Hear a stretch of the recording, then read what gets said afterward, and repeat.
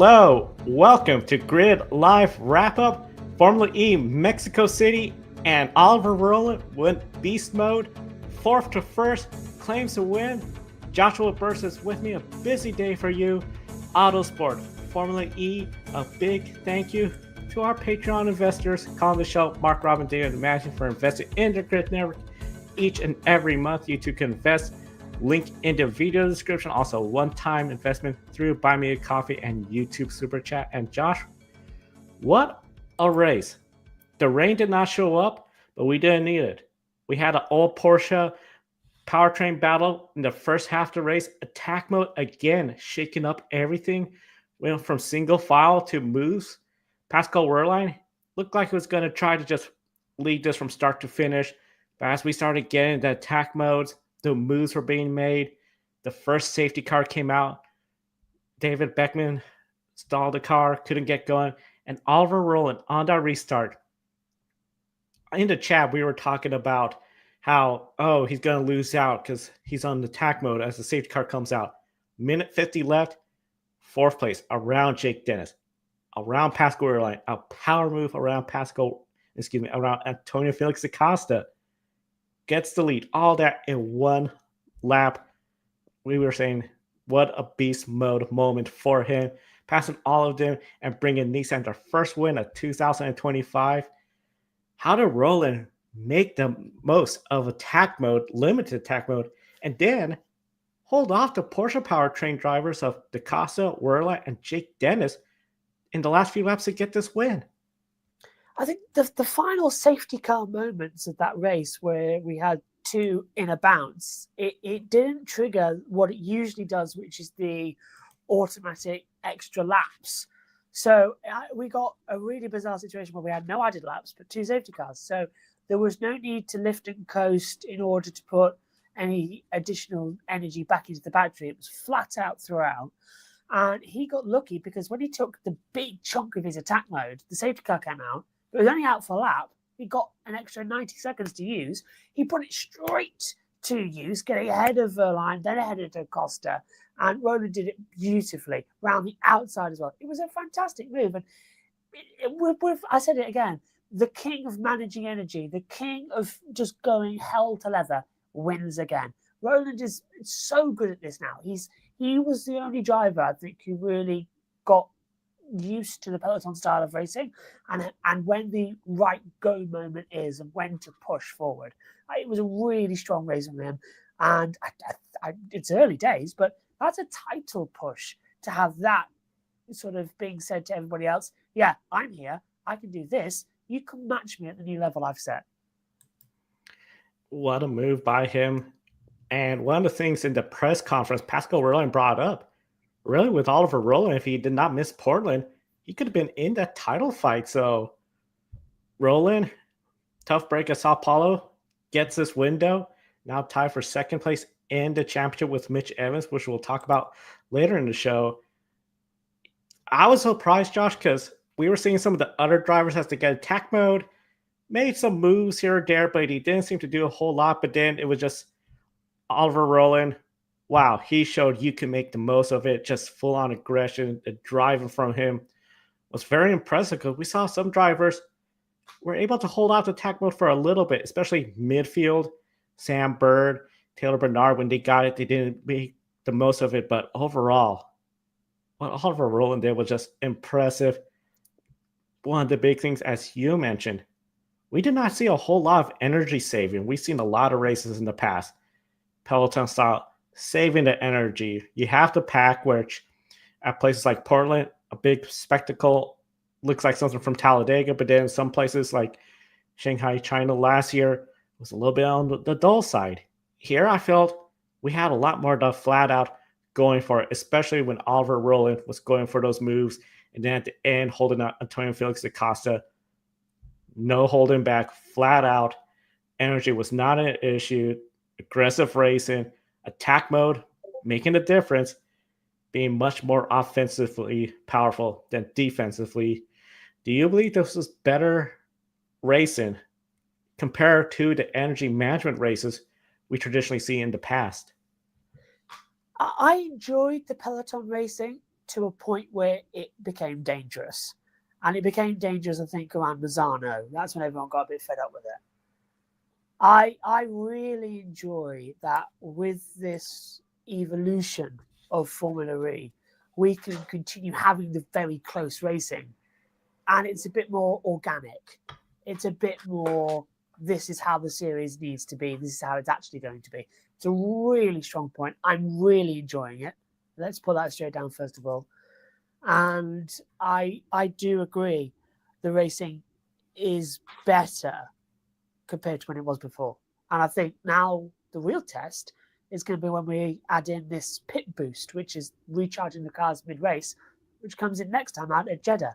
If we can get that right, and it's even better, the Evo cars worked already, because it just adds more to Formula E's unique racing that has now turned from once shameful gimmick now into boasting point. This is how close our drivers are, and this is how close we can race 24/7. Thoroughly great race again. It was great race, and you bring up a really good point. I feel when we were in Portland 2 years ago and we saw that big Peloton style race, I think a lot of people saw the excitement, but at the same time, we know people were split. This isn't real racing. This was just energy management. Nobody wanted to lead. Last year felt like we had a lot of those events where it was just energy management. Didn't feel, as you said, organic. Today was, and even the press conference, they were talking about if you're in the back midfield, you're not working your way towards the front. One of those drivers, Nick Cassidy, we talked a little bit about in the pre-race show. I mean, really did not get anywhere. Overall, this was some of the best racing I think we've seen. And for Mexico City, especially the thinner air, the downforce is lacking. I thought it really just worked out very wonderful, this race. And now, some of the drivers that started with attack mode, then they got the bad luck of that first safety car coming out. Now, of course, as we mentioned, included Oliver Rowland, but he made the most of it. The marshals thankfully got David Beckman's car out of the way quickly enough to allow Rowland to make the most of it. If he had ran out of time, I think we'll be talking about a Porsche victory 1-2. But the other drivers, some of them did lose the attack mode advantage during that safety car. Do you believe, Josh, is this just a part of racing where if the safety car comes out and you happen to start attack mode, that's it? Or do you think there should be an adjustment that if the attack mode is activated, then a safety car comes out, maybe a rule change like the attack mode is froze so that way you have it when the race restarts? If this was a Grand Prix of Formula One and you'll get caught out by the safety car and you've pitted a lap before the safety car, so you've now lost track position, that is, I would say, that's racing. You know, no one can tell the safety car's coming out the next lap. You've made the choice to go for a pit stop. You have lost track position. You rolled the dice and it's worked against you. Max Verstappen, perfect example with Lando Norris, lost out that same gamble in Miami, got it back in Montreal a couple of races later. I can't say the same for Formula E because attack mode is so long. It's either 2 minutes and 6.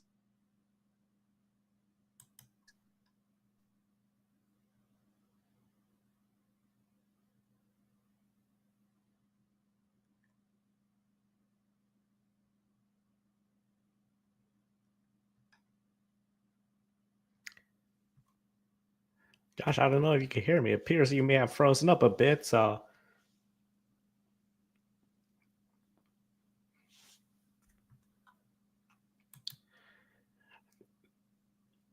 I think Joshua has froze up a little bit. Of course, Wi-Fi, internet. Joshua Birch at the Autosport event all weekend long. Of course, visit his channel and also visit Jess' channel as well. Jess Ball there.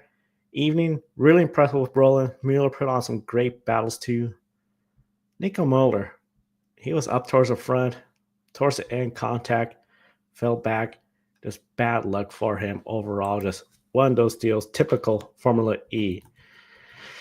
But we cannot wait to see what happens when Formula E comes back at Saudi Arabia, Jeddah, that is going to be the third race of the year. Now, of course, one of the big things when it comes to Formula E, you got to look at the consistency of all the drivers because that's going to play a big part in the championship, in the final results. And of course, these are still unofficial. We know how Formula E has traditionally seen some changes after the race, post-race penalties. So we're waiting until the word is official from Formula E that the race results have stand. But Oliver Rowland, Antonio Felix, Pascal Wehrlein, and Jake Dennis all taking great races today where they were just up towards the front the entire day. Jean-Eric Vergne, amazing effort by him considering he had missed the duels. Nick Cassidy has that penalty, lap time deleted. He is out of the duels. Jean-Eric Vergne making the most of it. I think it really shows the importance of having a good starting position at Mexico City because, as I mentioned, look at towards the bottom where you see Nick Cassidy dead last. If this was Portland, if this was a racetrack where you had that peloton effect, Nick Cassidy, I think, could have easily worked his way towards the front. He could not do that with this track, this race weekend, apparently. He was able to get up to essentially 14th, but for most of the race, he was 18th. I didn't notice this. I wonder if you noticed this as well, too, watching it. The last few cars, especially Cassidy and Sebastian Buemi, towards the back had poor starts, did not get going. Be interested in follow up to see if we get any update about what caused that, because it seemed like they were just behind the ball the entire time. Now, some of the big movers from the race you got to look at. Stoffel Van Dorn, right there, 7th place. He started 13th. Nick DeVries from 14th to 8th place. And then Taylor Bernard, who Josh and I talked about during the pre-race show, 19th to 10th place, scoring points. Second time this year he scored points and brought the car home in one piece. We were talking about how this would be very important for Taylor and that team to overcome a lousy qualifying effort, score points, don't make any mistakes. A little bit of contact during the race. Looked like he was losing some positions after he got his first attack mode, but recovered. And of course, Sam Bird, unfortunately, a time penalty, 5 seconds for causing a collision. And amazingly, only 5 drivers already have finished in the top 10 scoring points in both races. And Taylor Bernard is one of them. Of course, Antonio Felix Acosta, the other one that has done that as well. But already, the inconsistency of Formula E was really shown. And the big thing, too, with Formula E, if you can consistently finish up front, like Antonio Felix Acosta has, 2 second-place finishes, you could be leading the points just like he is right now. On that restart from the first safety car, Mitch Evans, he was in position to potentially pull off a repeat of what he did the last time at Sao Paulo, Brazil, going from the back towards the front. He was in the top 10. He didn't have that many vehicles to pass. He didn't do his attack mode yet. But as we were getting the restart going, contact was made, exited chicane along that backstretch. Nico Moller slowed. He was side by side with another car. That may have caused him to slow to avoid contact, but Mitch Evans right behind him collided, breaking the right front suspension, and he was done for the day. 0 points for Mitch Evans. He is lucky, though, because with that win, he is still tied for second place in the standings with Oliver Rowland, who didn't score last race weekend. Got to win this race, but did not get any bonus points. So those two are tied. And Antonio Felix da Costa is your points leader, because Antonio Felix da Costa, one of the big drivers that is looking for a second championship in Formula E. Only one driver has more than one championship in Formula E. That's Jean-Eric Vergne. Jean-Eric Vergne, the only driver to win more than one championship. 10 seasons, 9 different championships. Antonio Felix da Costa would love to be the second driver to do that and be the second consecutive Porsche factory driver to get a championship in Formula E, following his teammate Pascal Wehrlein. Pascal Wehrlein, 4th place finish, thanks to the 6 points from qualifying and getting those 2 poles. If he didn't have those 2 poles, those 6 valuable points, he'd be lower down the standings. So really, it's going to come down to every single point. And one of the big things, you're going to have to score consistent finishes, points, and potentially wins. Because in my opinion, Antonio Felix Acosta is becoming a flawless driver this year. Qualifying, front row. That's what he needed to do. He played the team game. They got that first corner, first lap done cleanly, where he was second place behind Pascal Wehrlein. When he allowed Pascal Wehrlein to get attack mode, and then he lost down to 5th position, that could have been an easy opportunity for a driver with less experience to get frustrated, get angry, make mistakes, get off strategy, cause issues, and ruin the race. He did not. He was still cool, a little bit agitated, but that's racing. You're going to get that occurring. Then he got his attack mode, worked his way towards the front, towards the lead, had that lead going until Oliver Rowland entered beast mode, came to the front, got around him, and stayed ahead of him. Tony Felix Acosta, 2 second-place finishes. Keep this up. He is going to be hard to beat in the championship because already Oliver Rowland, 1 finish outside the points. Mitch Evans, 1 finish outside the points. Pascal Wehrlein, the same thing. He has a lot of potential to get some really good finishes and potentially the championship. Joshua Birch joins us again. Joshua Birch, welcome back. Hello. Wi-Fi internet, we know sometimes could be a gremlin, so it's just one of those deals. I will show you if I can rotate this. Oh, no, hang on, wrong button. Trying to rotate the camera.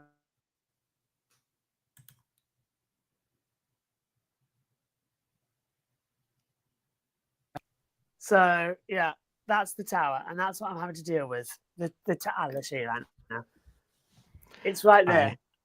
That is the tower to Birmingham International Airport. So, a very large plane flew over, and it switched off the data. So that's, do apologize. You are asking me the question, was it fair for the data and the track to have, the timing on the safety car for the attack mode to get cancelled? My view on it is, as I was saying, if it was Formula One and a pit stop had happened and the next lap a safety car comes out, everyone would say, oh, well, that's just racing. Get on with it. It's different in Formula E because the attack mode is so long. So if, as I said, I think it's better if it is more of the situation. If it's a 6-minute attack mode or 4-minute attack mode, yes, you can pause it. But if you've taken a 2-minute attack mode, you don't get to keep that because that's such a short advantage. But if it's a big advantage in the attack mode gamble, you should be able to keep it because otherwise it's penalising the whole of the race for that driver for somebody else's error. So I'm in favour of sort of stopping the clock and just saying, okay, that's fine. But if you stop the clock, is that effectively a red flag? They've got to have something like a reduction of time or a limit. Say, for instance, everyone's reset to 3 minutes of attack mode. Something like that. Just make it a bit smarter in the rules. Yeah, that could be something where it could help out. And especially I like the idea, if you have a long one, okay, that's different compared to if you're under a minute, like 30 seconds. Is that really going to make a difference at 30 seconds? Probably not. If anything, a bonsai move and potential crash. We don't want to see that. Now, of course, some of the big movers we saw from this race, Josh. Stoffel Van Dorn, 13th to 7th. Nick de Vries, 14th to 8th. Taylor Bernard, who we talked about in the pre-race show, 19th to 10th, scoring points, bringing the car home in one piece. He's 1 out of 5 drivers to score points this year. Already, we're down to 5 drivers. How big of a confidence boost is this for the young rookie? Massive. It was. We all sort of wrote him off, didn't we, after having a bad qualifying? But to be fair to Jess, she did say that he was going to get points, and I think as well, did she? She said around about. I think she said 8th, and I said 9th, and he ended up 10th. So I think it's split the difference there for us. But yeah, great job from Barnard. Great job in his first proper season, of course, and again, Sam Bird didn't get any points, did he? Whereas Barnard did get points, and it's 5 drivers only scoring points as well. It's a bit maddening, to be fair, after just 2 races that were so slim on points in a championship, which is difference as well. Also, I'm on my iPad. That's the thing we can get on. So if the camera's different, I've had to move over to that. But yeah, it's been absolutely insane. I really like Taylor Barnard, and I'm slightly disappointed he hasn't got a shot in Formula One. Really am, actually. Now, as you said, every point's going to make a huge difference. Antonio Felix Acosta, 2 second-place finishes in a row. We know he's finished last season really strong. Just came up a little bit short in the title championship. Evans, Rowland, they're tied for second place. They both won a race, but they both DNF a race. Rowland, if he didn't get those 2 poles, that's 6 points less. He's already up to 4th place in the standings thanks to those poles. DaCosta, considering how strong as he is so far, do you see any flaws in him or the team so far this season? Definitely with the team, and also with Pascal Wehrlein. He did not want to play second fiddle today. He was really angry over that radio call. So I'm 100% on the fact that the only problem we're seeing right now with Porsche is going to be Pascal Wehrlein not one seat as well. It was only last year's 2 race victories that managed to keep it after a miserable season. So it's very much all hands on deck. And I think DaCosta he's my pick a winner. So I was all up for him, but he's now, I think, fight back hard, and DaCosta wants to prove I am still championship material. That championship I won in COVID wasn't a fluke. I had it before, and I've still got it. He's not going to let Pascal think that he's a new young whippersnapper compared to what we've got now with DaCosta sort of finding his groove back from season 6, I would say. Yeah, season 6, his championship. And like you said, some people were talking about how, well, it was one track that hosted 6 races. All you had to do was get 1 win, podiums, and you're done. But overall, I think he earned it, proving he's still a really good driver and championship caliber. One driver, I felt it was championship caliber. He was my pick a winner, since you mentioned pick a winner. Mitch Evans. He looked really good. He was up there in points position. He hadn't used attack mode as we were entering the exit of the safety car period. The exit in that chicane, Nico Muller slowed. It looked like he was side by side with somebody. Evans was right behind, accelerated, hard contact with the rear end. Nico Muller broke the front suspension, was out of the race. Were you able to tell what caused Nico to slow, or did Evans do something to cause the accident? Were you able to tell anything? From what we saw in the replay, Muller just was struggling, and he was struggling down the start-finish straight, lost loads of positions as well. Evans just sort of runs into the back of him. I think because it was going for the safety car restart, as you say, I think it was Constantina. Evans thought it was go time. It wasn't go time. So it was just a bit of a misjudgment. And I feel sorry for Evans in a way, because he was running good and now he's lost the championship lead. So all that hard work in Sao Paulo has been thrown away in Mexico. Sounds like an idea for a movie, that, doesn't it? But it was not Muller's fault. Muller could not have done anything to have that. It should have been Evans, in my opinion, who could have avoided that a little bit easier. But it was a tempers flaring at the end of the race. You're so tired out, and it was so snap quick. It was impossible to get it 100% right. But I will say, I expect the stewards to be picking up a few more penalties this evening, especially for those who, because of those 2 safety cars, didn't get to do their tap modes. Yeah, I'll be interested in case any additional penalty shows up. Of course, that is why we put unofficial results in yellow, because we know Formula E, even if the winning driver has sometimes been penalized for overusage of power. So we're just waiting until we get the official word.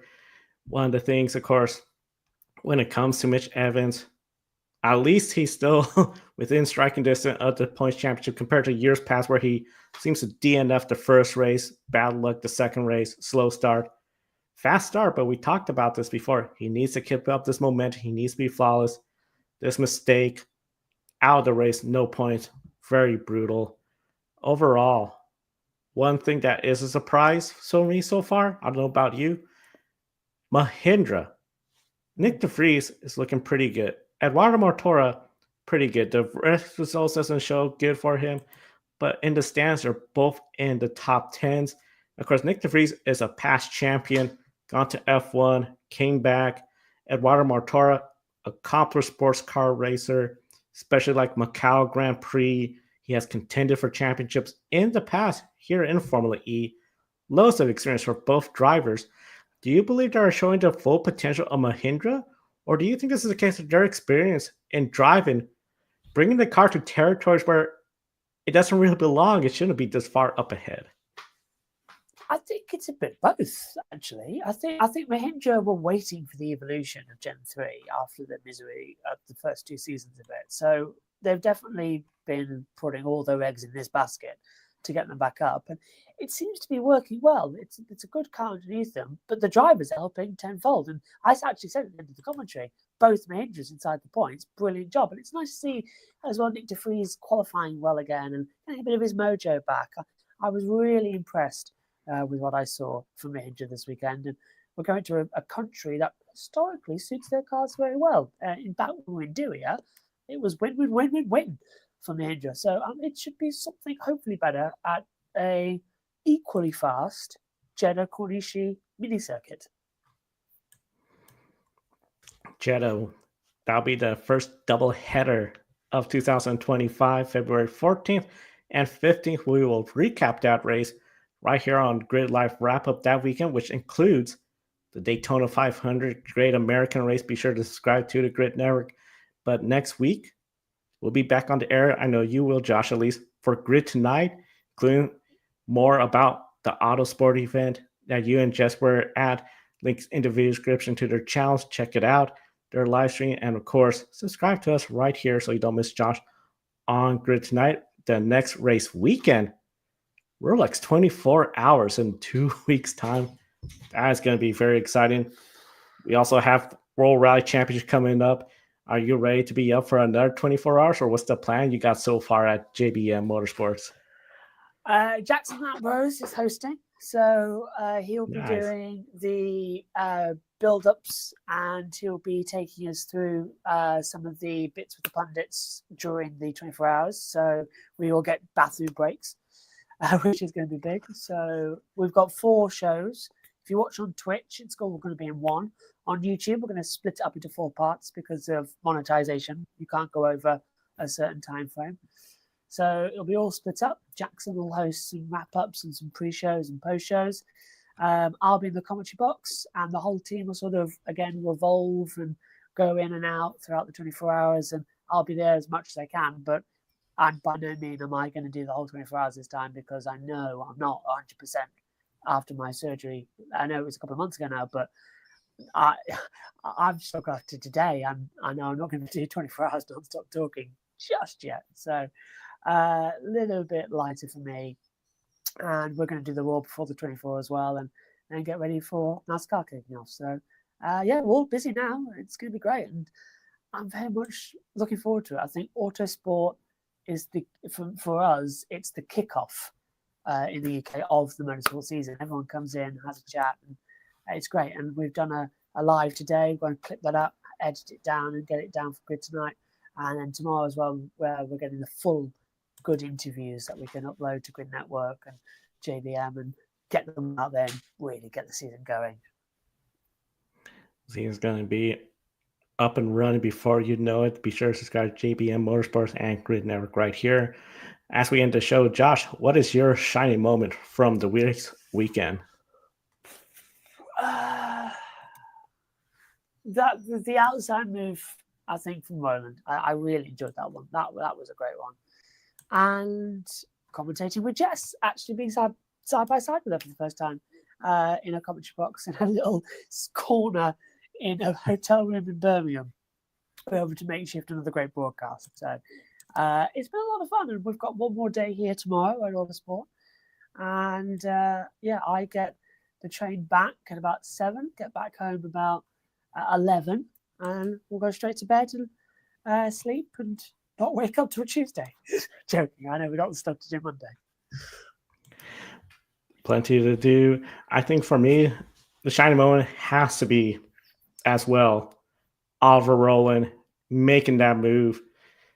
That got the crowd excited. When that safety car came out for the second time, you could just hear everyone at the stadium section just cheering him or the front straight away. And then when he got the win and was being interviewed, you could hear the crowd chanting. What an effort by Oliver Rowland, just putting it all out there. Great time, great race. And of course, we will be uploading shortly the press conference post-race Oliver Rowland, Antonio Felix Acosta, and Pascal Wehrlein. Big thank you for Josh and Jess for coming on the air with us earlier today. Big thank you to everyone tuning in.